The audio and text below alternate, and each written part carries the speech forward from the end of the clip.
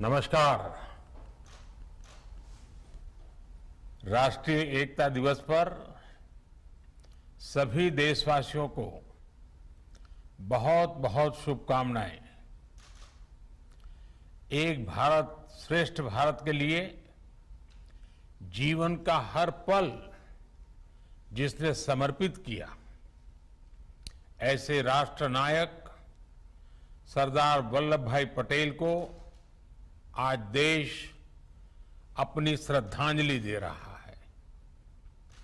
सरदार पटेल जी सिर्फ इतिहास में ही नहीं बल्कि हम देशवासियों के हृदय में भी हैं। आज देश भर में एकता का संदेश लेकर आगे बढ़ रहे हमारे ऊर्जावान साथी भारत की अखंडता के प्रति अखंड भाव के प्रतीक है। ये भावना हम देश के कोने कोने में हो रही राष्ट्रीय एकता परेड में, स्टैच्यू ऑफ यूनिटी पर हो रहे आयोजनों में भली भांति देख रहे हैं। साथियों, भारत सिर्फ एक भौगोलिक इकाई नहीं है बल्कि आदर्शों, संकल्पनाओं, सभ्यता, संस्कृति,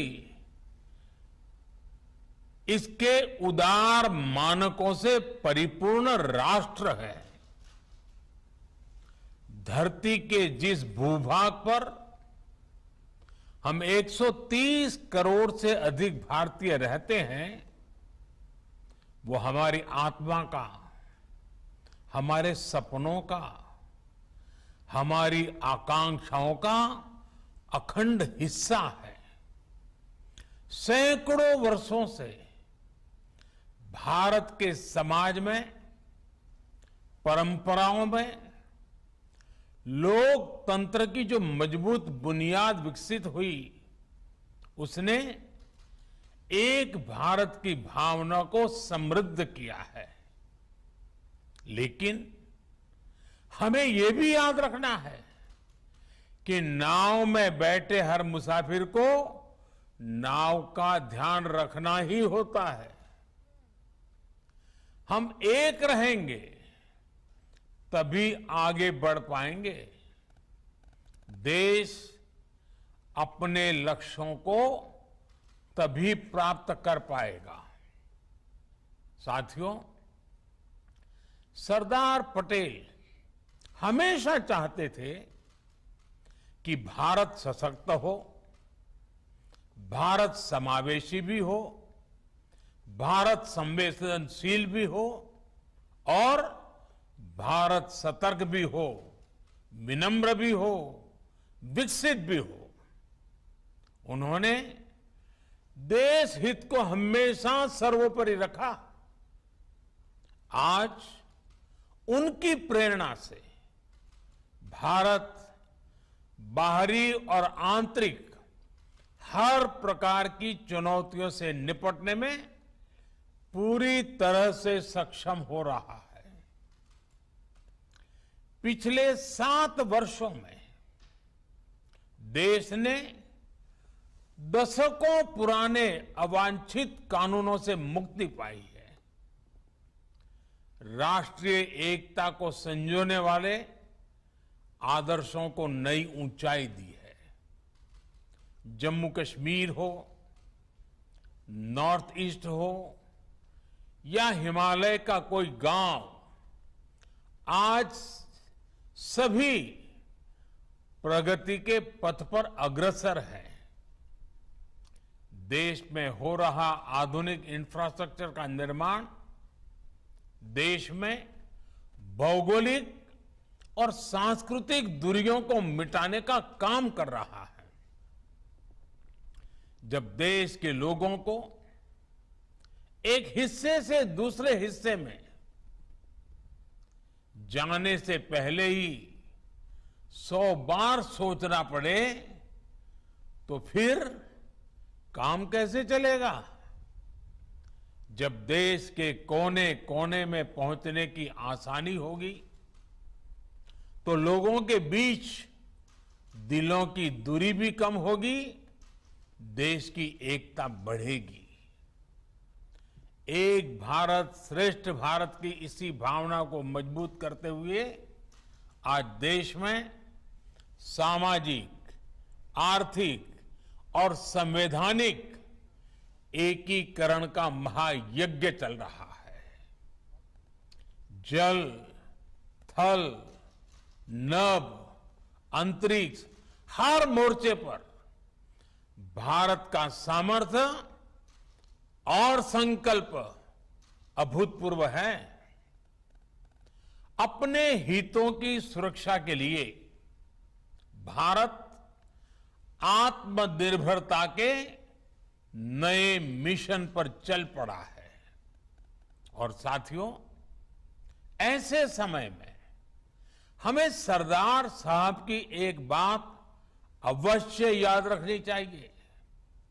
सरदार साहब ने कहा था, by common endeavour we can raise the country to a new greatness, while a lack of unity will expose us to fresh calamities.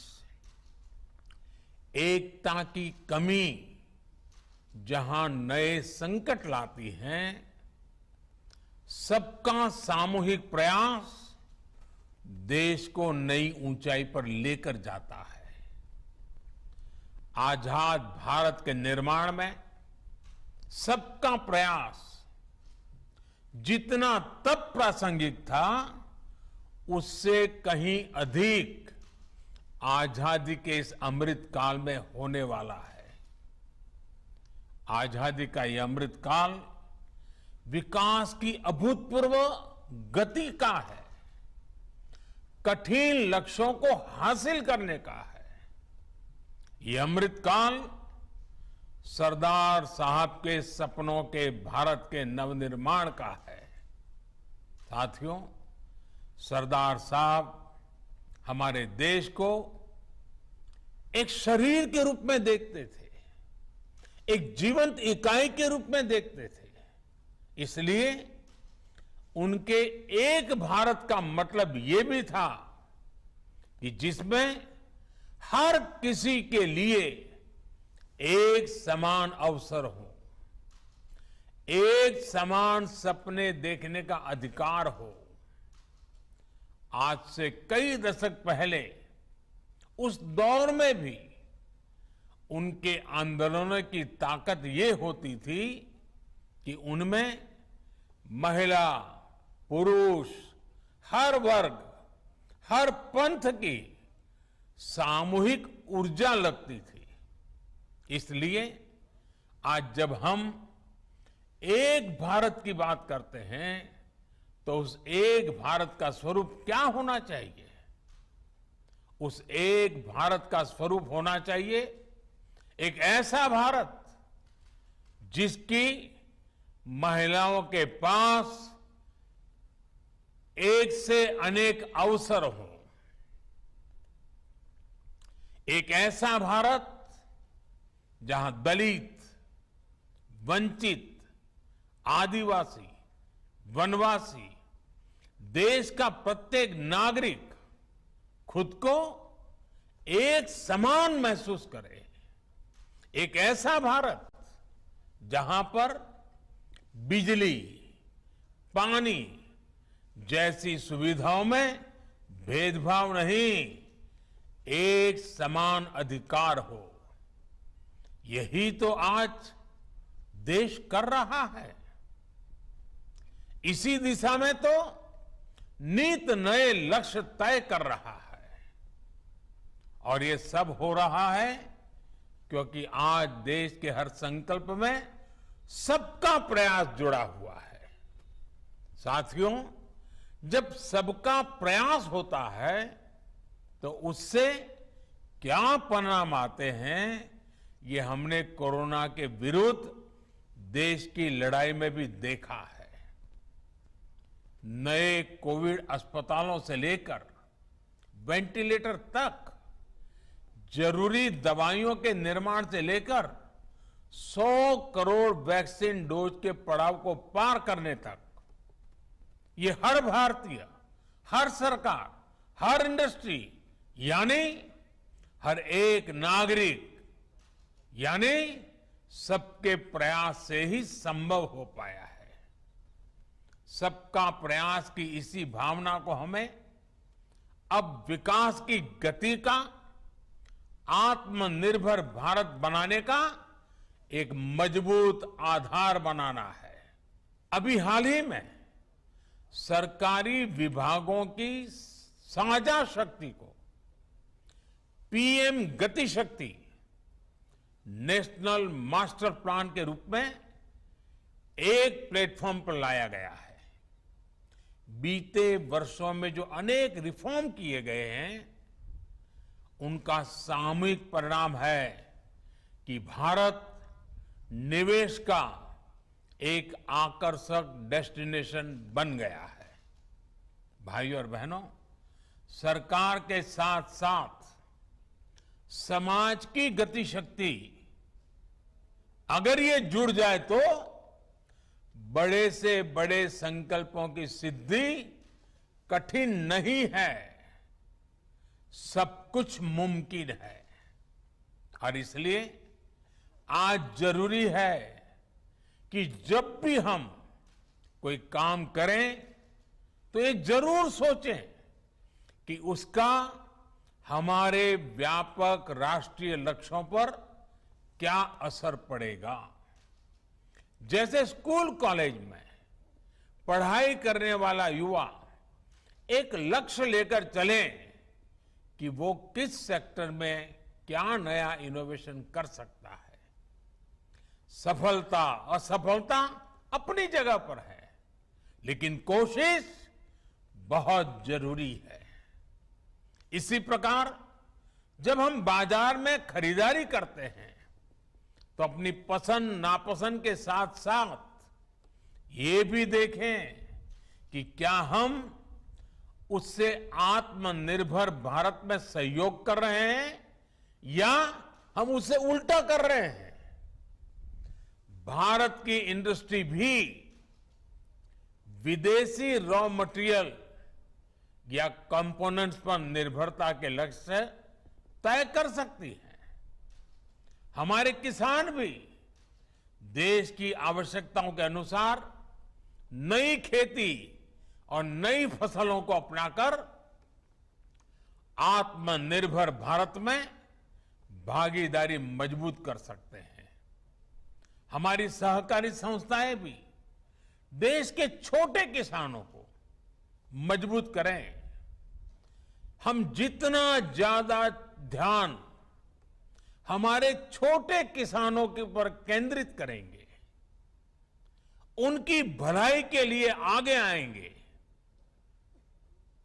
गांव के अत्यंत दूर दूर के स्थानों तक हम एक नया विश्वास पैदा कर पाएंगे।